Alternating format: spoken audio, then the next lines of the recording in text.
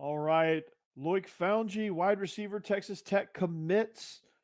The basketball team comes up with a valiant effort but falls short at Memphis over the weekend. We hope you had a Merry Christmas. This is Locked On Vandy. Let's go.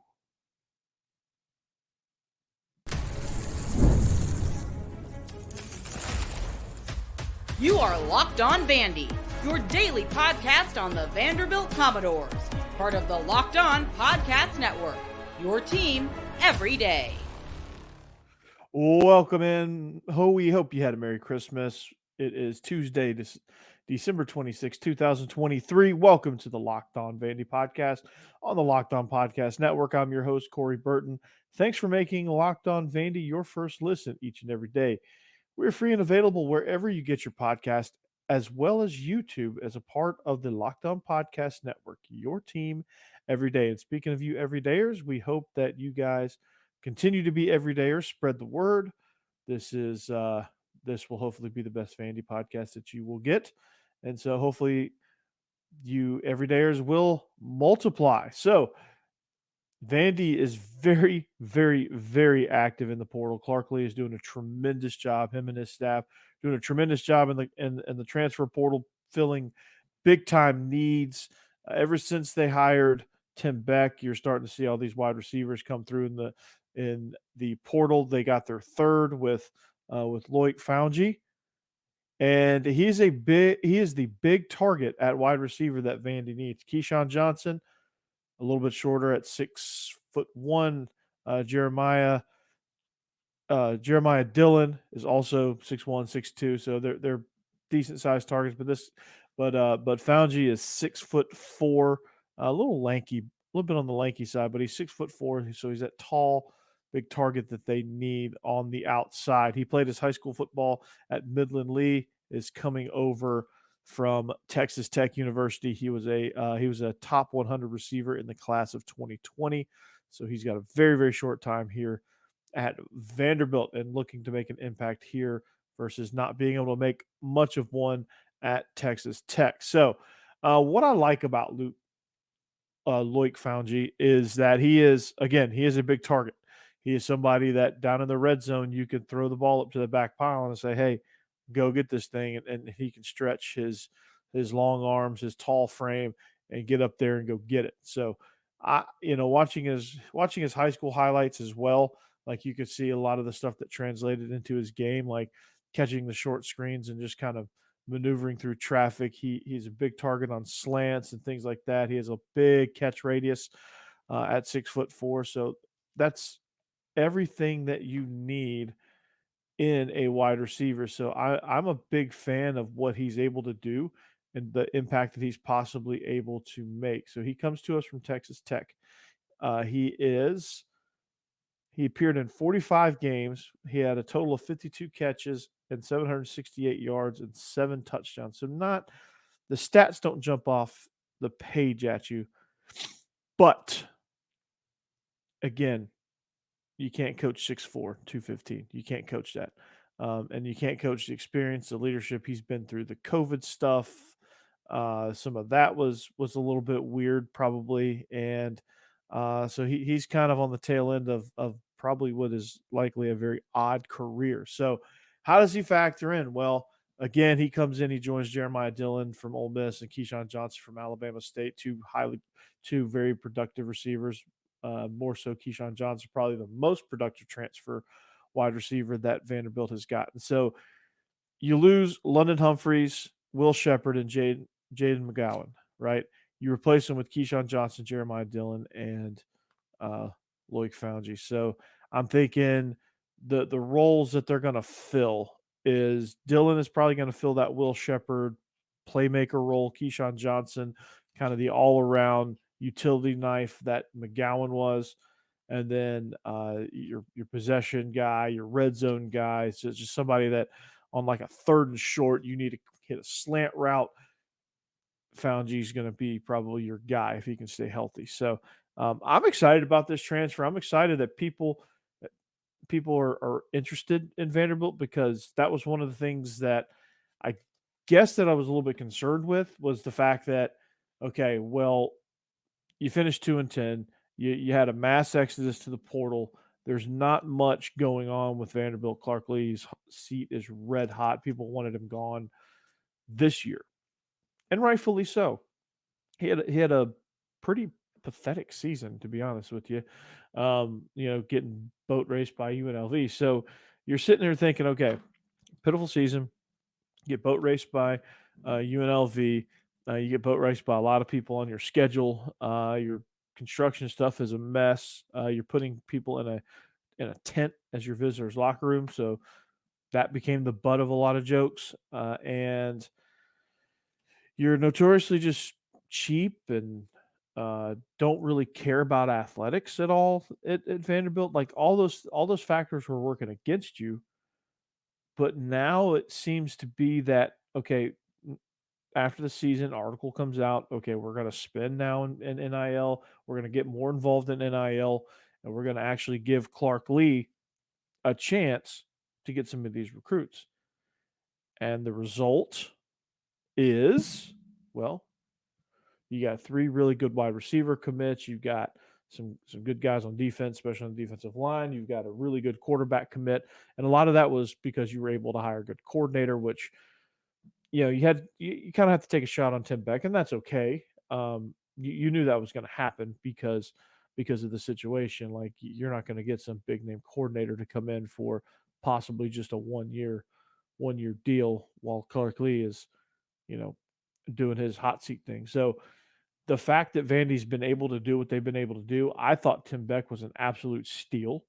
And knowing what we know about New Mexico State now, it was bound to happen because Jerry Kill just stepped down. I think he's having some health issues again. Seizure. He's been dealing with seizures and things like that, and so we'll talk about that a little bit later. But Tim Beck has probably been the centerpiece of a lot of these transfers coming in. I think they were waiting for that domino to fall. They were waiting to see who the quarterback was. Well, you get a really good one in Nate Johnson. You sign a couple of really good freshmen, and lo and behold, now you have a pretty good wide receiver room that has a mix of 3 really good freshmen and 3 really good transfers and a couple of incumbent guys as well that had an impact last year. So I think Fouonji adds a lot to the wide receiver room. I think he adds that big target. I think he adds a tremendous amount of experience, and that's what really kind of stands out. It's not necessarily just about Fouonji. I mean, it's great that he committed and did so over the weekend, and really just kind of gave Vandy that pre-Christmas shot of good news. But you're adding so much more leadership because you were worried coming into the transfer portal season that you weren't really going to get anybody worthwhile, and you were going to have to rely on freshmen, and you're going to have to get them integrated and used to the SEC game and stuff like that. And with these experienced guys coming in, they've had a range of experience. Not all of them have SEC experience.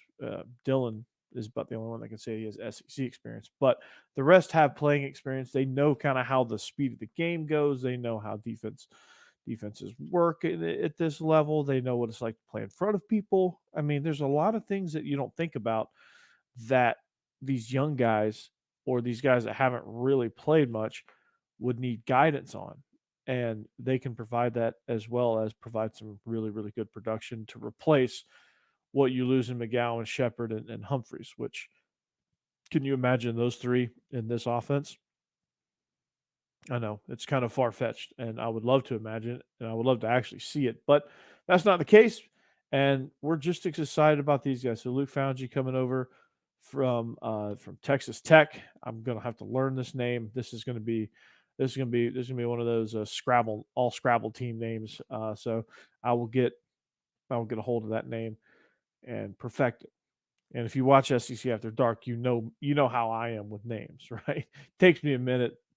Even when I see the pronunciation, I'm like, okay, I'm going to screw this up about like 3 or 4 times, and then we're going to be done. But yeah, so wide receiver room just got a whole lot stronger, bigger target, red zone guy. I'm looking forward to seeing how Tim Beck integrates Fouonji into the system. So very, very good there.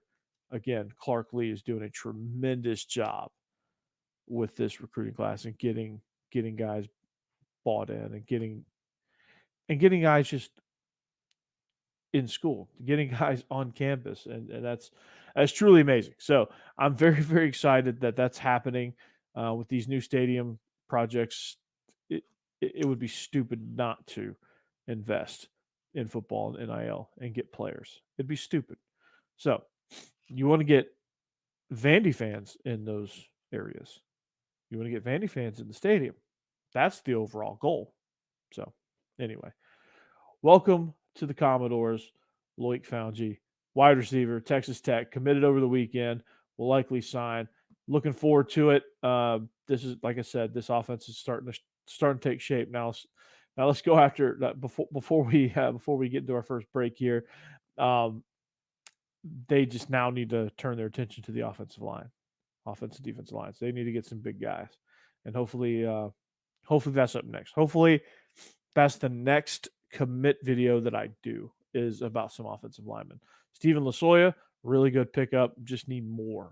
Just need some depth. So anyway, there you go. When we come back, we're going to talk basketball. Yeah, there's that sport because Vandy plays that as well. Not quite as good as you had hoped over the course of this season, but we'll talk about what happened on Saturday at Memphis when we come back next.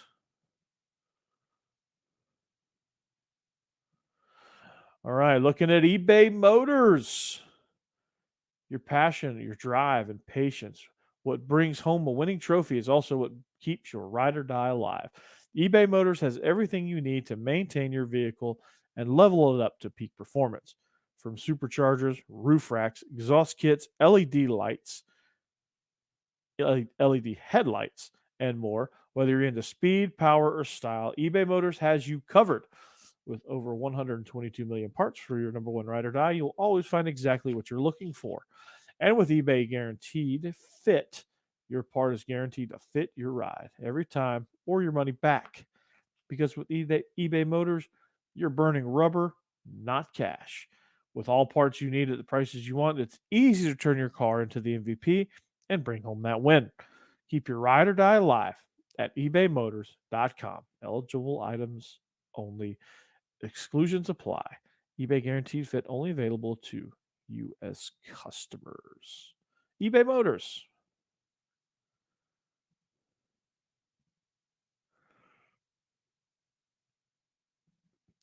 All right, welcome back to Locked On Vandy. Thanks for making us your first listen each and every day. Whenever you get finished right here, make sure you go and watch Locked On SEC and make sure you check them out. Chris Gordy does a tremendous job. I was on there last week. It is a really, really top quality show.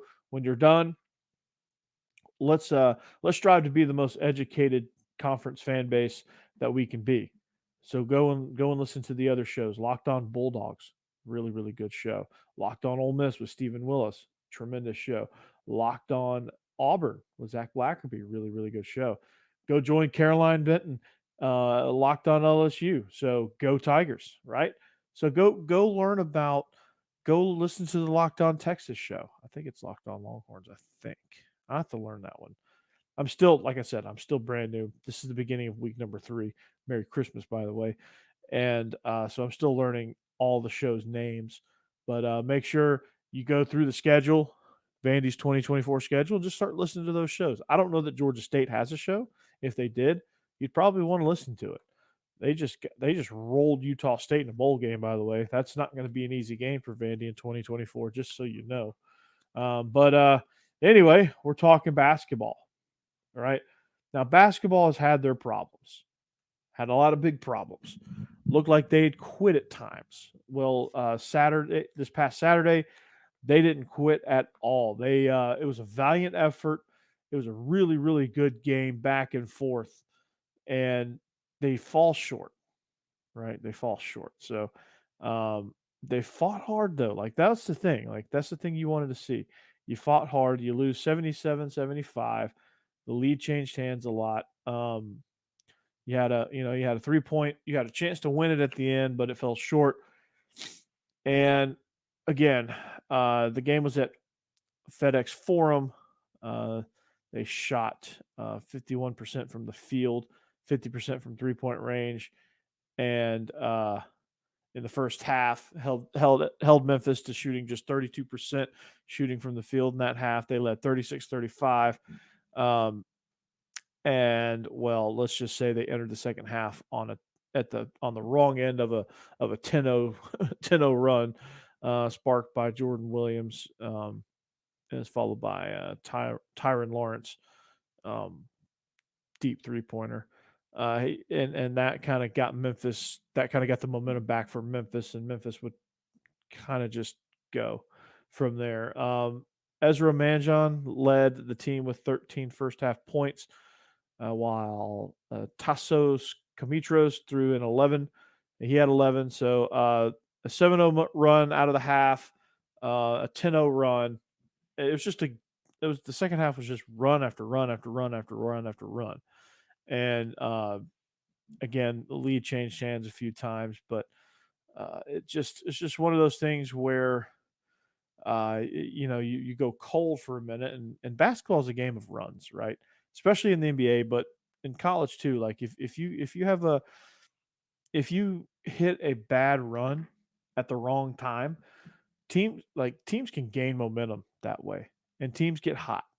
And if a team gets hot and you go on a 8-0, 10-0 run, if you're on the right end of that, usually you're going to be able to hold on because it's just like nudging that game forward every time, when it finally regains itself and you're going back and forth again. But again, it just, 3-point shots, rebounds, just communication. I think at times was lacking, and I think that's kind of what did Vandy in, what did us in. Manjon left with cramps. That doesn't help.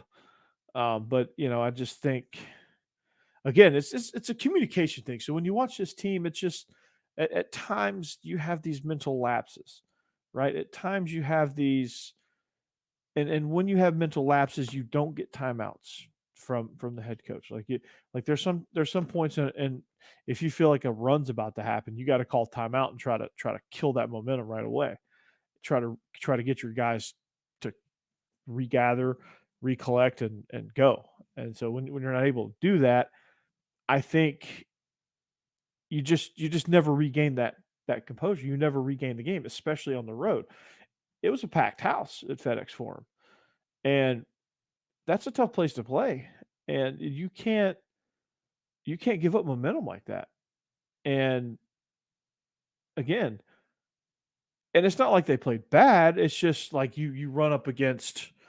That's what you run up against, right? A couple of costly mistakes, a couple of lapses in communication, where one guy thinks he's got support and he doesn't, and they get easy baskets, and they get momentum building alley oops and dunks that kind of get the crowd juiced up a little bit and put a little pressure on you.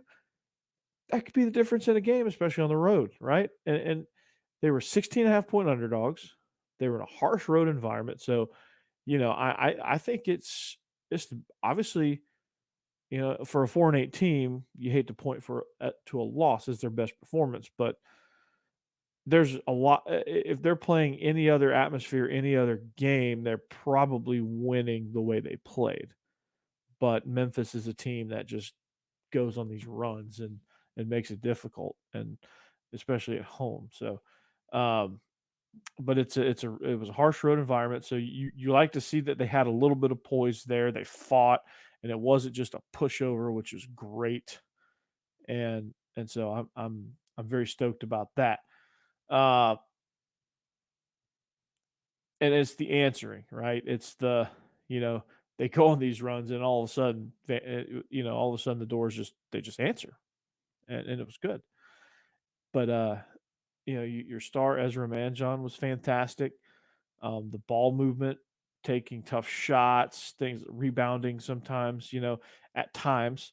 I think the best thing about this game was, even though there was lapses in communication, even though there was mistakes, and even though they got out rebounded at times, and even though they just lost momentum, this team played very confident and very loose. And that's the thing that stood out to me, is that they just looked a lot more into it. They looked a lot more dialed in, and they looked a lot more like they knew each other. Because before it was just five guys that said, "Hey, we need we need some guys to call next." Like, it was just this one guy rounded up four others so that he could get next on the basketball court at the Y. It had looked like that at times throughout the course of the season. It didn't look that way this time, right? And maybe getting into conference schedule, maybe they found a little something. So we'll see if this little spark after Christmas, when they get into conference schedule, if that actually does anything. So again, on the road, pretty impressive. So turnovers, can't turn the ball over. Free throws, again, if you miss free throws, that's not good. And just honestly, just closing out, and that's the whole communication thing, that's the whole trust thing, and that's just a experience thing, right? Like, you've got to know kind of where you are in a game to be able to close it out. Like, you've got to know what we got to do. You've got to, you almost got to anticipate what, the run of the game, and you've got to almost anticipate how Coach Stackhouse is going to manage this thing, and kind of just go. And so I was very impressed with the overall play. I think if you're looking at it, if you're looking for a positive, that's it right there, right? That's the thing that's going to get Vanderbilt maybe sparked, right? That might be a spark plug for them. And that might be something you look at and go, okay, it was the Memphis game where we turned it around for the season, right? And made a push. And so those are the kind of things you need as a basketball team, is you need those things. Okay, we can actually play in a rough environment. Okay, this is not so bad. So maybe we do this thing, right?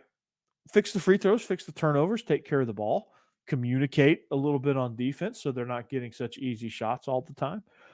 And you're good to go. Like, this team right now reminds me of what Georgia was the last two seasons, right? The last season under Tom Crean was absolutely pitiful. Last season with Mike White was like, this game reminded me of what Georgia was last year with Mike White.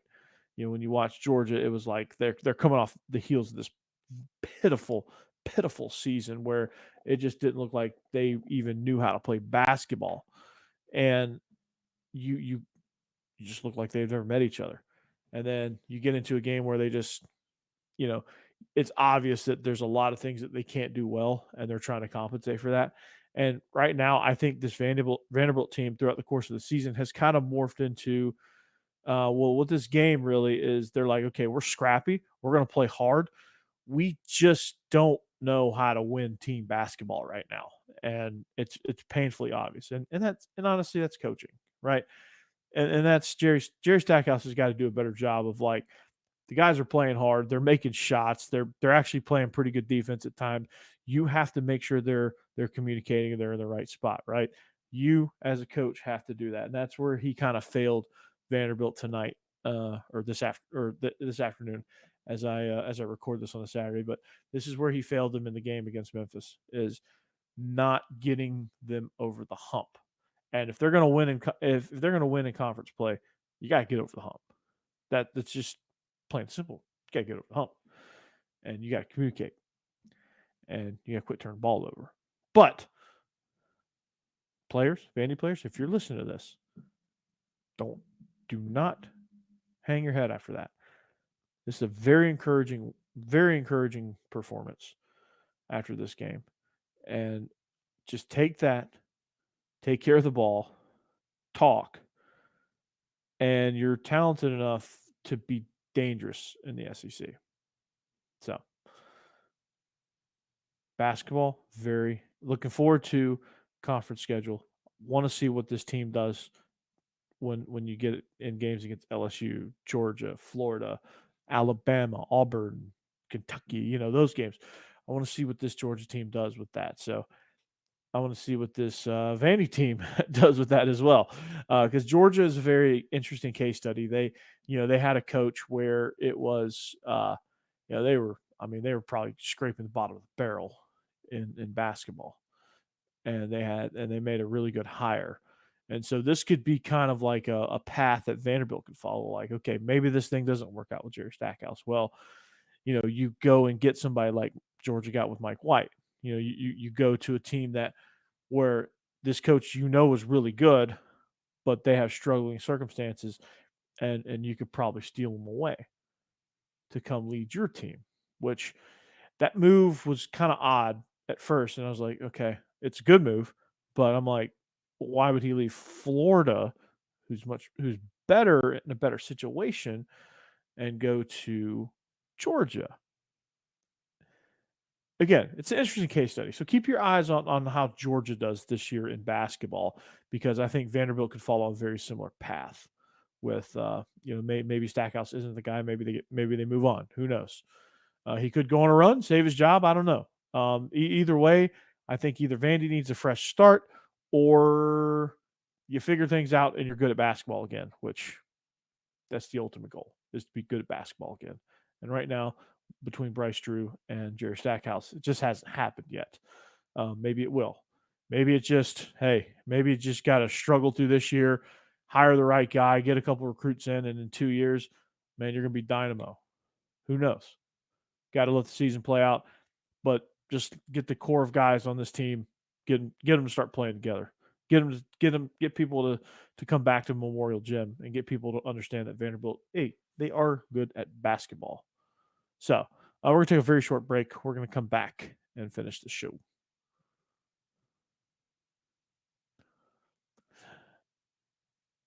All right. This is the local ad. This is make sure you're locked on. Check out the Locked On Network and all the content that they have on the Locked On Network. Local ad too. All right, welcome back. I rambled on about basketball a lot, so I didn't leave myself enough time to talk about the coaching hires, but I do want to mention them before we get out of here. Melvin Rice, the defensive coordinator and DB's coach from New Mexico State, is indeed coming on board. They're expected to make that hire. It's not officially official, but they're expected to make that hire, and that would be a really, really good hire. And since we play Auburn, that might, between Tim Beck and Melvin Rice, that might actually turn that game into a guaranteed win because of what New Mexico State did. Like, we're starting to become the Vanderbilt Aggies. We might as well just change our name to the Aggies, because we're taking in the entire New Mexico State staff. So they did, they did really, really good on defense out there. And so I was thoroughly impressed with what they did. They flew around. They made plays. They, again, it's a good situation to be in. And anytime you can get these DBs coached up, it's good. They won. He helped them win 10 games a year ago. So that's going to be an interesting hire there. And he's not going to be expected to call the defense, so that's takes a lot of pressure off him. So Melvin Rice is coming on board. Another interesting thing before we get into the strength and conditioning hires, that Jerry Kill has stepped down. He's resigned from New Mexico State. There's conflicting reports, but I think it's health issues. He's had some known health issues. That's why he left Minnesota after what seemed to be a rapid ascension. But he's just somebody who deals with a lot of seizures, epilepsy, a lot of health problems that just prevent him from doing what he is really good at doing, which is building football programs. And he did that tremendously at New Mexico State, so it's a shame that he has to leave. Now, he did have a little bit of a dust-up at the bowl game and a little friction there, and I hope that's not why they parted ways. But, again, Jerry Kill is a great coach. So you try to wonder what's next for him. Is he just going to retire, chill for a little bit? Is he going to join as an analyst? There's some rumors that he might come on over to Vanderbilt as like an analyst or some sort of off the field position, to where he's not doing the rigors of leading a program as a head coach. And that's something, an avenue that he can do to contribute. He's got 2 players and 2 staff members with there with him. So it's almost like New Mexico East. So that'll be a very interesting thing to keep your eye on, just kind of off the wall topic. And as we get out of here, Robert Steiner, strength coach from Georgia Southern, is joining the Vanderbilt staff. Has joined the Vanderbilt staff as the head director of strength and conditioning. Very, very coveted position in the world of college football. Was on staff with Clark Lee at Notre Dame. So a little familiarity there. Really, really good strength coach. Georgia Southern, again, obviously, just look at what they do, and they've done a tremendous job in that area, in that avenue. So be a good welcome addition. Hopefully guys get bigger, stronger, faster, and the whole injury prevention aspect of strength and conditioning is very underrated. So you hope that goes well as in addition to nutrition, things like that. So very, very good hires this offseason. Vandy's had a quite nice offseason. And judging by the way the season ended, would not have expected that. But it's a pleasant surprise. But anyway, well, we're glad to be back from Christmas break. We hope you had a Merry Christmas, and we're going to get back into the groove here. But this is the Locked On Vandy podcast. On our next episode, we'll continue to monitor the portal. We'll look at some more basketball stuff and just kind of update you as things come, because this offseason for Vandy is very kind of unpredictable a little bit. So we'll come at you each and every day. So everydayers, thank you for listening. We'll see you back here next time on the Locked On Vandy podcast. Anchor down.